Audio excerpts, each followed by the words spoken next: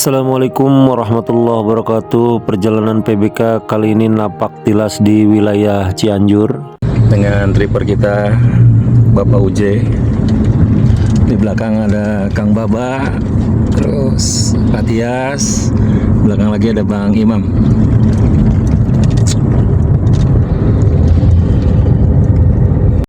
Rute perjalanan kita dari Puncak Bogor menuju ke kota Cianjur.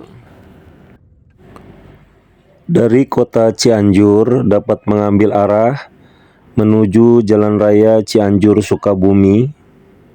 Dari Jalan Raya Cianjur Sukabumi kita dapat memilih dua rute menuju Gunung Padang, yaitu jalur Pal 2 dan Tegal Sereh.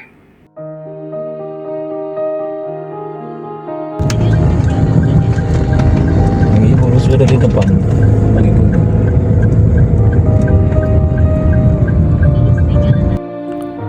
Jalur Tegal Sereh kita akan melewati Desa Sukaraja, kemudian belok kiri ke Cirengas, Cibanteng, Rawa Besar, Sukamukti, Cipanggulan, dan terakhir Desa Gunung Padang. Bah, gimana Mbak? Kemana kita Mbak? Gunung Padang. Gunung Padang kita. Siap. Setelah istirahat sebentar kita lanjut perjalanan. Trek perjalanan kita berliku-liku dan menanjak, tapi secara pemandangan cukup indah di antara bambu-bambu dan juga pemandangan sawah, pegunungan yang cukup indah sekali.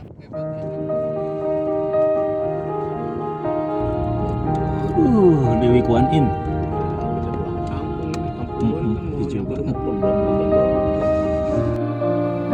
Tim PBK akan mencari tahu tentang misteri Gunung Padang, yang mana jauh di perbukitan Jawa Barat tersimpan misteri.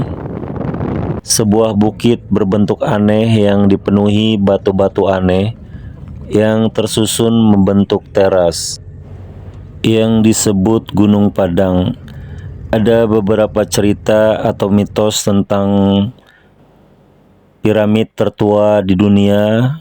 Ada juga yang beranggapan bukti keberadaan makhluk luar angkasa atau sekedar situs arkeologi yang menarik. Ada banyak perdebatan tentang interpretasi mana yang benar. Jadi tim memutuskan untuk melakukan perjalanan napak tilas ke Gunung Padang. Di satu sisi perdebatan, Gunung Padang adalah megastruktur tertua di dunia, sebuah piramida besar yang mendahului piramida Giza selama ribuan tahun.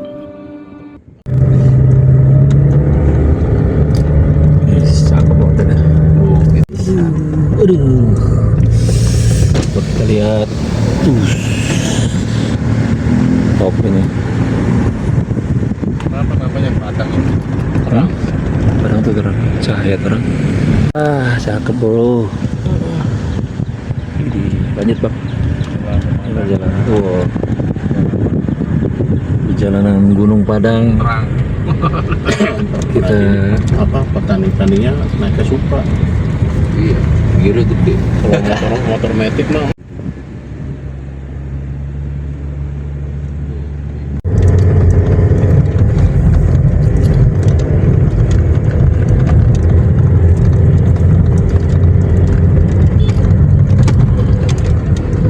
di depan ada pertigaan, nanti J ambil kanan ya. yes. Nah sini nih masjidnya nih. Oh, tahan dulu pelan-pelan aja. Udah beri. Aduh, yang ini jangan dibawa. Jangan dibawa. Terus jalan. Ngapain berhenti Kang Uji? Lupa. Wow, Kang Uji. Oh, BG.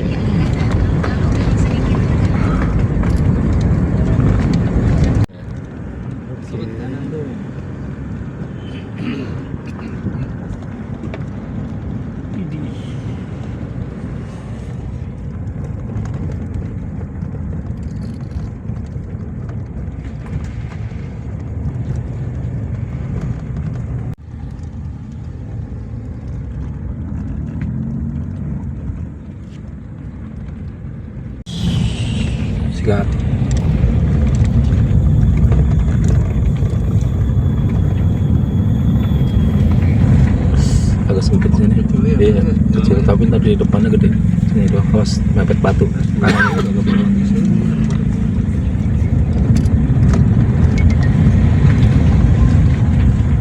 Nah, mobil full gerosok ini.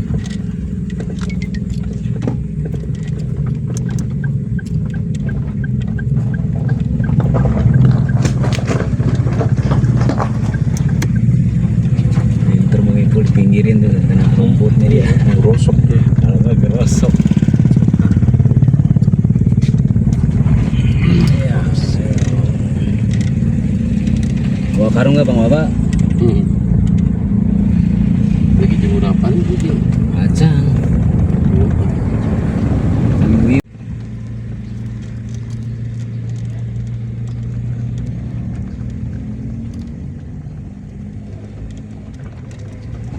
Alhamdulillah sudah ketemu gapura gerbang menuju lokasi wisata Gunung Padang.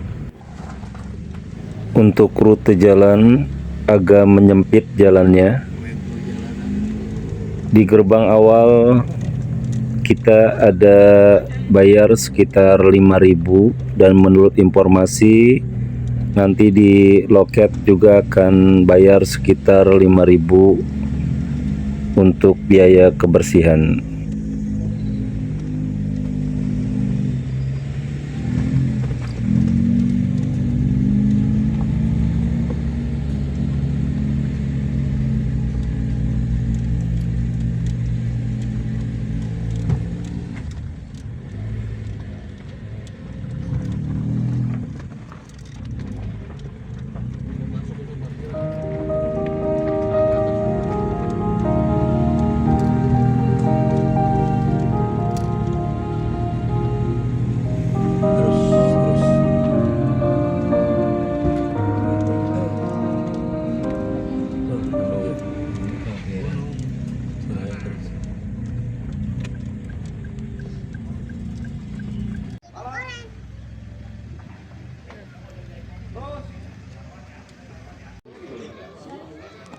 Biar buat kenang-kenangan. Karena pingsan di mana ini jalannya? Karena pingsan. Ada ayam, gendong. Ayah pingsan ya.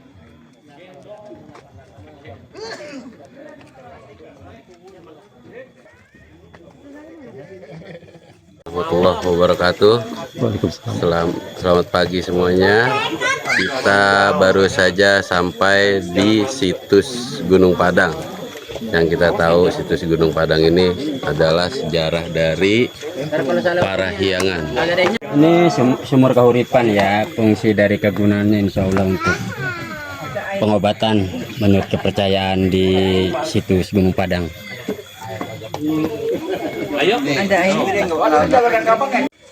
Pakai rugi berapa tangga nih? Rugi lah. Disuruh naik. Nggak lewat sini lagi kita soalnya. Lewat tak? Turunnya situ ah. Sana. Ini nih. Sana. Oh di sini ya? Iya betul. Bagus ya, Pak mau berangkat. Iya biar segar maksudnya. Biar segar. Ibarat kata wudhu dulu kita. Cuci muka mandi. Mengisi dulu. Wah airnya itu tuh. Air kahuripan Pak. Apa? Keluar Enak kok. ini. Masak. Ini nggak pernah habis airnya nih. Tuh setelah.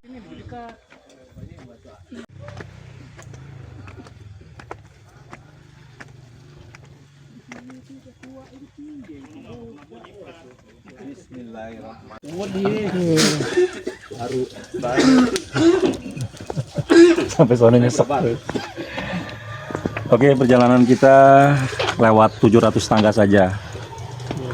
Karena sudah berumur 45 ke atas tim kita yang melewati tangga yang 300, tim-tim yang masih muda. Oke, kita jalan. Oke.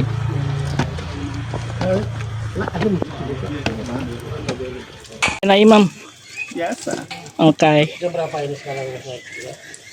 Cuci muka biar seger ya, Pak. Udah Pak, habisin aja Pak. Gua ngambil lagi sini.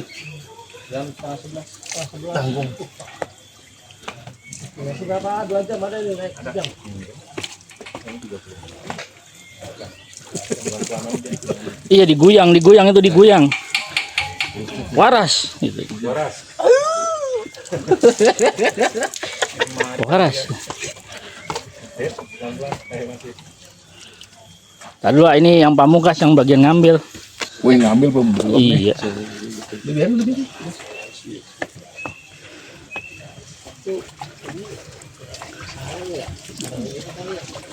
apa namanya? Tupai. Iya, cacing bukan bajing. Tupai bajing naik. Beda tupai kayak bajing. Oh iya, ente pintar. Bajing loncat. Tupai rambut. Seger ya. Bajing loncat. Ini adalah papan pemberitahuan pemerintah Kabupaten Cianjur, Dinas Kebudayaan dan Pariwisata, Cagar Budaya, situs Gunung Padang, Kampung Gunung Padang, Desa Karya Mukti, Kecamatan Cepaka, Kabupaten Cianjur, Jawa Barat. 2010. Oke, lanjut. Melewati 700 anak tangga.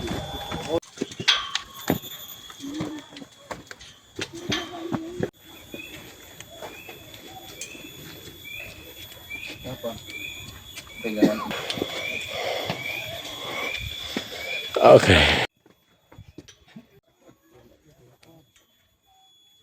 Puncak masih nggak terlalu deket guys. Nggak terlalu dekat, jauh. Bener sih ya. Pegangan ini ketika naik turun tangga. Safety deklarasi. Naik pegang handrail pada saat naik turun tangga. PBK Jaya. Kuat, Mang. Alhamdulillah. Assalamualaikum warahmatullahi wabarakatuh. Waalaikumsalam. Selamat siang, salam sehat untuk kita semua. Syukur alhamdulillah. Tim PBK sedang menanjaki Gunung Padang. Kita baru sampai pos 2. Insya Allah tinggal satu pos lagi, kurang lebih 25 meter lagi, tapi posisinya nanjak. Mantap. Insya Allah kita sanggup. Amin. Bisa. PBK Jaya. Ya, Eko udah ngegang aja jalannya. Warahmatullahi wabarakatuh. Kita sudah sampai di tingkat pertama situs Gunung Padang.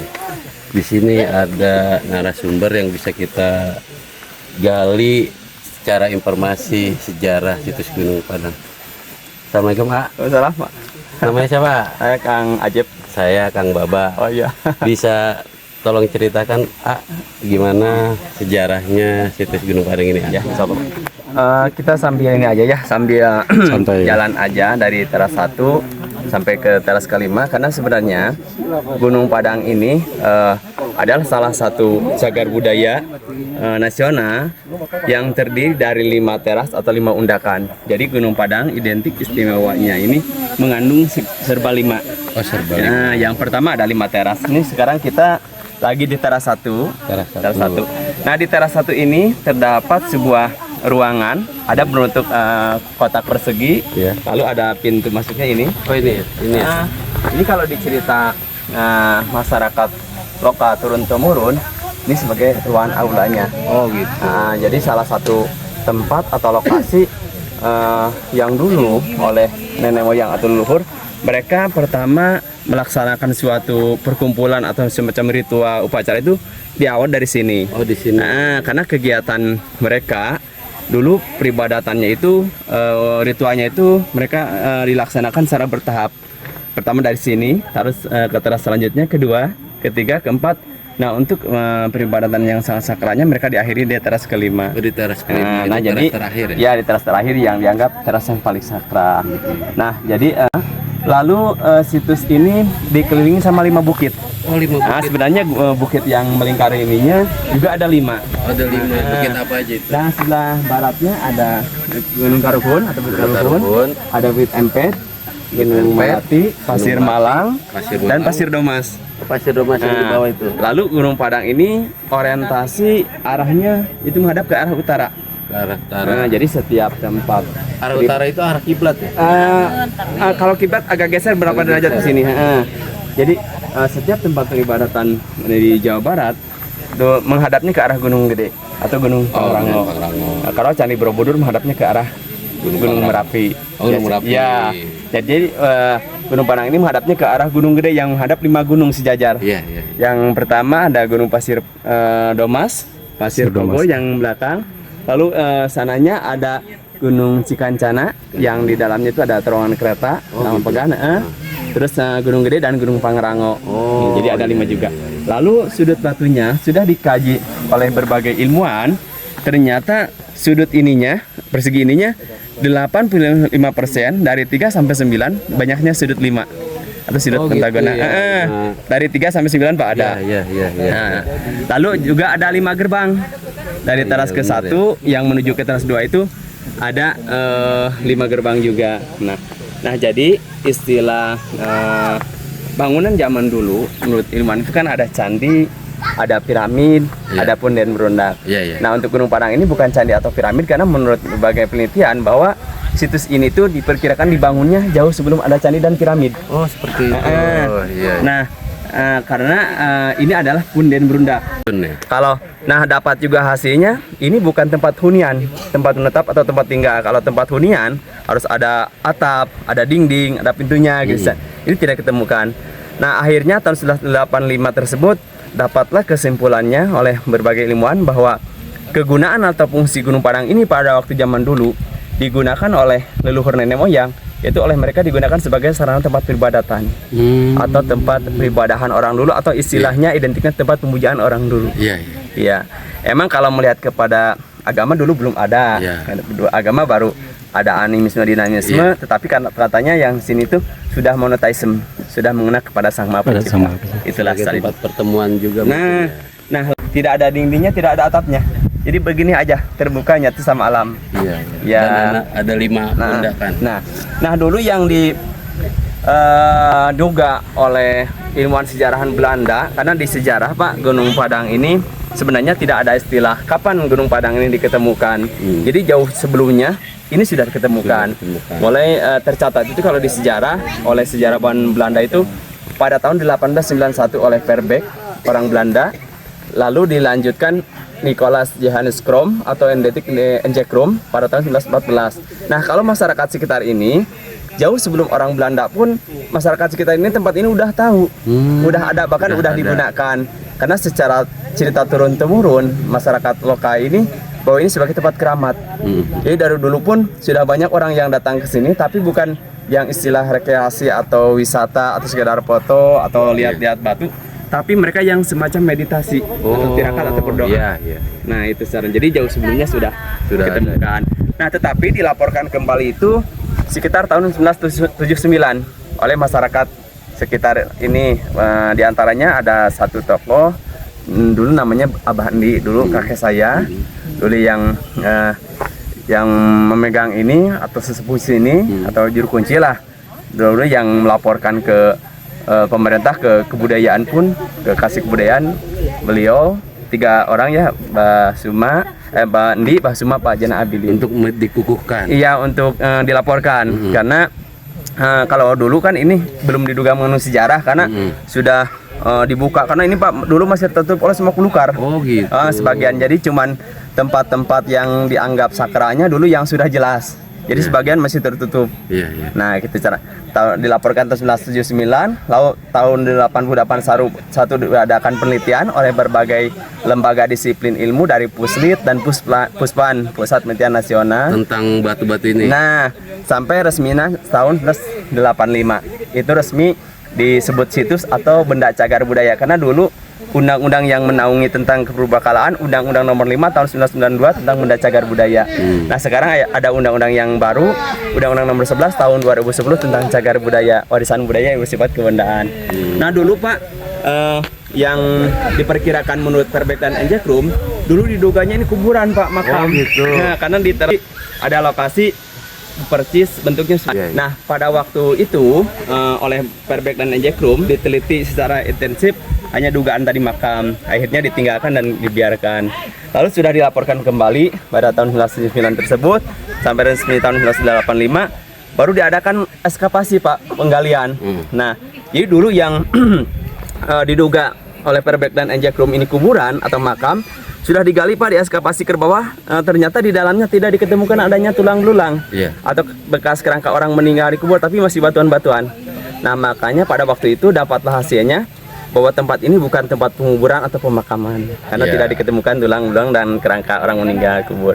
Nah lalu diteliti lagi Pak sampai 82, 83 sampai 85 dilihat struktur ini ternyata oleh ilmuwan arkeologi ini sudah dikaji bahwa ini tidak ada tiang, tidak ada dinding, pernah digunakan pada masa era kerajaan Prabu Siliwangi atau kerajaan Pajajaran.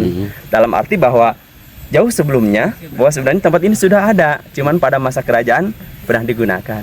Jadi kalau menurut ahli arkeologi ini terbentuk di zaman era prasejarah, yaitu zaman tradisi kebudayaan megalitikum, zaman batu di zaman sebelum mengenal agama dan tulisan. Nah untuk menghematnya waktu Pak, kita sambil jalan aja Pak, ya masuk ke aula ada dimasuknya, ya.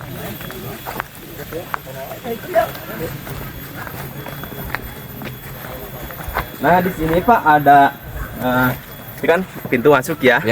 Nah lalu ini pintu keluar sebelahnya. Lalu di sini ada yang dinamakan batu dolmen kalau di sejarah. Nah tapi kalau di versi cerita masyarakat lokal ini disebutnya simbogong Pak. Simbogong. Nah cuman di antara semua batu hanya yang beda itu cuman ini satu. Oh iya dia lebar ya. Ya. Yang lain panjang Kenapa ya. disebut gong? Karena di sebelah sini ada yang dinamakan batu gamelan dan batu kecapi. Yang mungkin Bapak pernah lihat di televisi atau di media bahwa ada batu yang bernada, yaitu ini gamelan dan kecapi.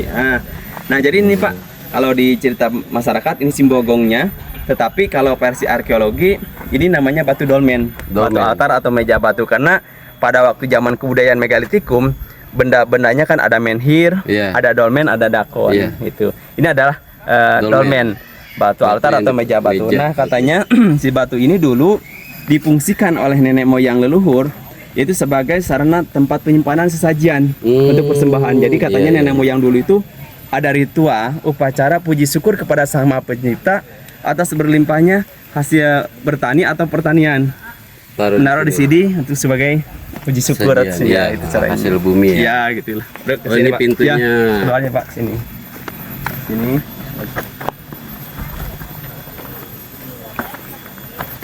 Nah, lalu di sini Pak yang besar disebut batu gamelan. Ini. Oh iya. Cuman di sini tuh di arang muku itu maksudnya tidak boleh pakai batu lagi atau pakai benda keras. Ini ya? Karena kalau orang nggak tahu Pak, kalau petugasnya lagi misalkan tunggu lagi ke air atau ke musola suka ngambil batu yang besar Pak, dipukul-pukul. Nah ini untuk pengunjung. Kalau ini, nah ini Pak sebagai jari tangannya Pak. oh gitu. Dulu katanya sambil dipukul itu tangannya digini-gini. Buat nentuin nada ya. Bahkan nadanya Pak di mana dari sini. Daminatila. Karena pentatonis. Kalau Melayu kan do re mi fa so itulah katanya. Oh iya benar. Iya Pak. Sebagai simbol aja lah ini Mas. Kecapi kan ada senarnya gitu. Nah ini sebagai simbol aja. Makanya dinamakan batu kecapi. Bahkan depannya ini Pak di relief oleh mereka. Oh, buat naruh senar ya. Ya mungkin. Batu kecapi. Nah lalu ini Pak sebelahan sampingnya kalau di cerita masyarakat lokal ada nama tempat Gunung Masigit Pak. Gunung Masigit. Mungkin kalau di zaman peradaban Muslim, Masigit langgar atau musola salah satu tempat ibadah atau tempat suci. Jadi intinya bahwa tempat ini dulu oleh nenek moyang leluhur mereka jadikan sebagai tempat yang lebih dihormati atau disucikan.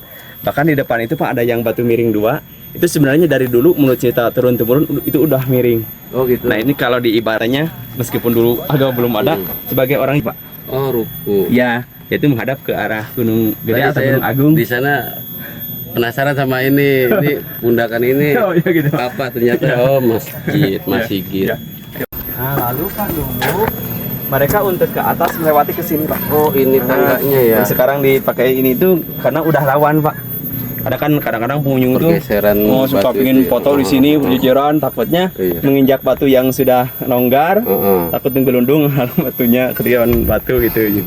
Ini ada 5 gerbang Pak. Dari yang 1, 2, 3, 4, 5. Nah, jadi setiap gerbang itu ke sampingnya ada benteng-benteng kecil semacam itu ya Pak, yang ada masih asli sebagian.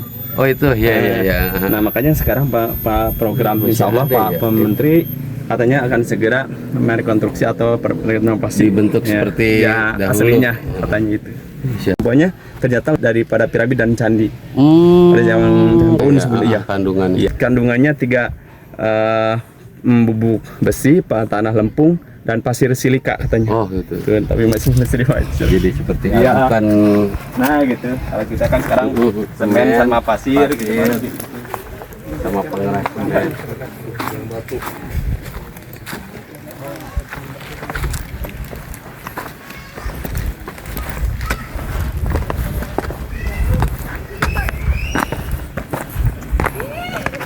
Jadi ini teras kedua. Nah, teras kedua. Jadi penghubungnya atau pembatasnya, jadi setiap teras itu dibatasi dengan dinding batu atau batu-batu gede iya. ke sana. Nah, di teras 2 ini ada sebuah batu yang dicerita masyarakat namanya batu kursi, Pak. Ini. Dulu yang menurut cerita bahwa dulu di sini digunakan sebagai tempat bermusyawarah Iya, nenek moyang. ya, gitu. ya. Ya gini, Pak. Sini. Nih, gini. Jadi ternyata budaya musyawarah dari dulu sudah ada, Pak. Nah, jadi ini sebagai tempat duduk tokohnya atau rajanya. Di sini bawahannya. Mereka dalam konteks atau acara musyawarah. Tempat. Nah, lalu di sana, Pak. Ya, yang simbolnya ada 2 pohon ini. Pohon ini berarti Dari dulu, Pak. Ini satu rumpun dempetan gini, Pak. Itu menyebabkan pohon pasangan, kemenyan dan hamirung, laki-laki dan perempuan. Yang laki-laki dan perempuan. Ya, yang laki-laki yang sebelah ini, Pak.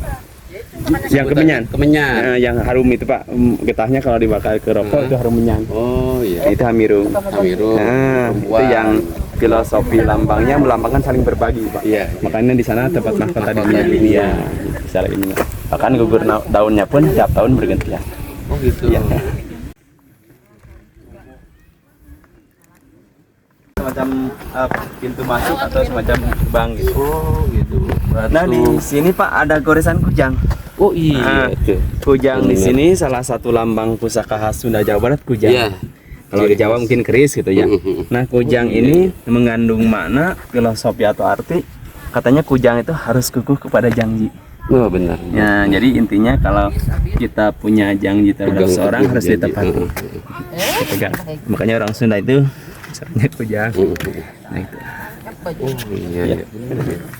Nah, ini teras 3.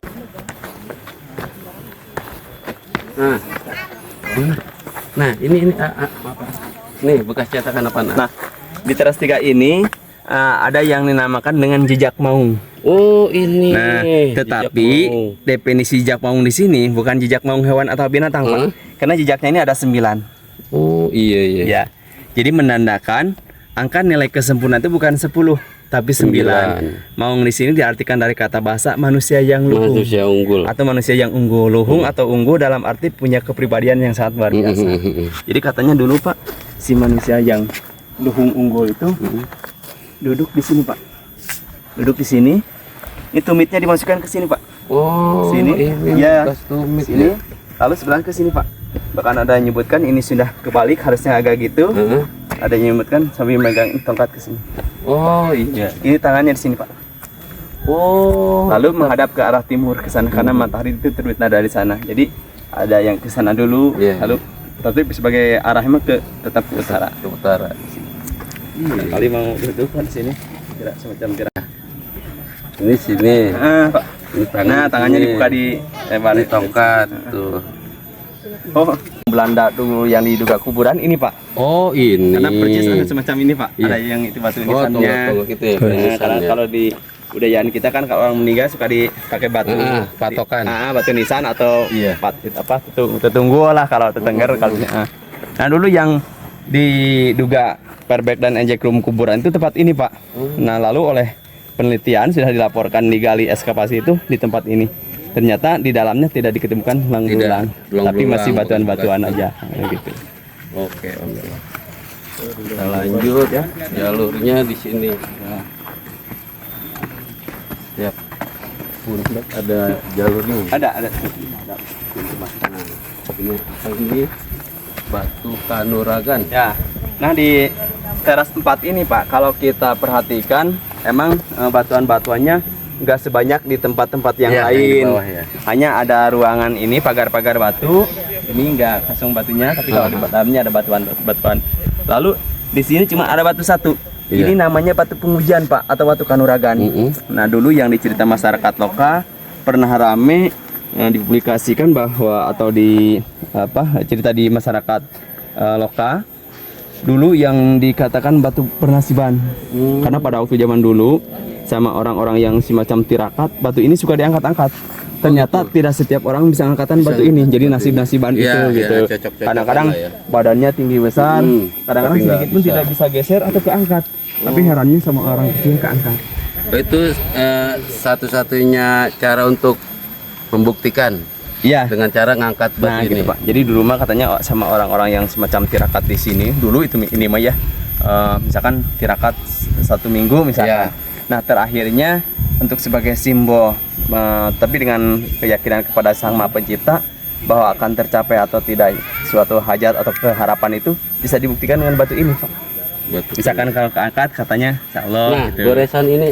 goresan ini apa maknanya? Nah, kalau dicerita Goresan masyarakat lokal, Pak, tapi wahu alam hanya yang Kan maha ada kuasa ya titik, yang ini mah. ada goresan. Nah, katanya tapi wahu alam, Pak, ini mah ya cuma sekedar cerita aja. Nah, menurut cerita orang dulu mah nanti kalau sudah akhirnya akhir zaman ini akan terbelah, Pak. Oh gitu. Katanya. Nah, cuman yang ini katanya kalau menurut cerita orang tua kita megang gini. Sini. Lalu kita semacam berdoa. Munajat. Ya, ininya ditaruh sini. Gitu katanya. Nah, jadi intinya bahwa batu ini dulu difungsikan sebagai untuk pengujian bahwa boleh atau tidaknya untuk memasuki ke teras yang paling sakral. Karena di teras kelima ini ada yang namakan singgasana raja, Pak. Ini sebagai tempat ininya raja di sana. Gitu. Kita lanjut. Di situ ada aroma beda.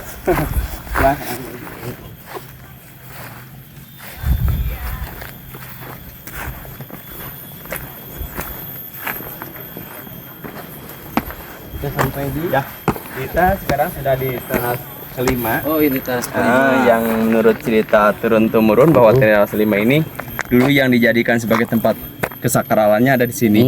Dan di teras kelima ini sebenarnya katanya ada 5 titik, Pak, menurut cerita orang tua itu. Di antaranya di sini. Ini kalau di cerita masyarakat ini namanya singgasana raja. Singgasana raja. Dulu di cerita masyarakat turun temurun ini identik patilasan Prabu Siliwangi di sana. Satu di sana yang ada si Bapak 2. Itu sejajar 3, Pak. Oh gitu. Ya, tapi kalau di cerita Prabunya di sini. ya, jadi kalau di cerita orang tua mah, Pak, itu ada yang menyebutkan Sunan Ambu, Sunan Ibu, dan Sunan Rama. Jadi intinya nilai budayanya gini, Pak. Coba. Nah, ini kan di cerita masyarakat ya, singgasana raja. Nah, intinya bahwa seorang raja yang berkarisma, Pak, punya kedudukan tertinggi, tetapi budaya menghormati ke yang lebih tua atau ke yang lebih semacam ibu bapak gitu ya, ternyata dijunjung tinggi. Oh iya. Ya, Adat jadi ya, etika seorang ya.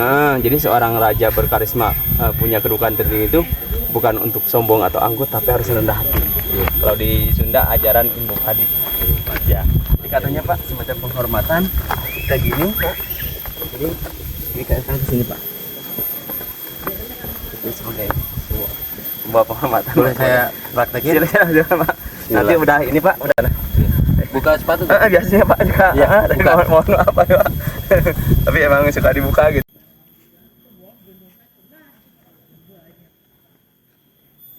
Alhamdulillah cuacanya udah 1 minggu ini, Pak. Ini nggak hujan. Kasih, kita sudah sampai di penghujung teras 5 dari situs Gunung Padang bersama dengan Pak Ajep. Pak Ajep dan saya Baba. Inilah apa yang kita gali dari Mang Ajep tentang situs Gunung Padang. Terima kasih. Assalamualaikum warahmatullahi wabarakatuh. Setelah bertawasul, meditasi, itu saja perjalanan kita. Semoga bermanfaat. Wabillahi taufiq wal hidayah. Wassalamualaikum warahmatullahi wabarakatuh.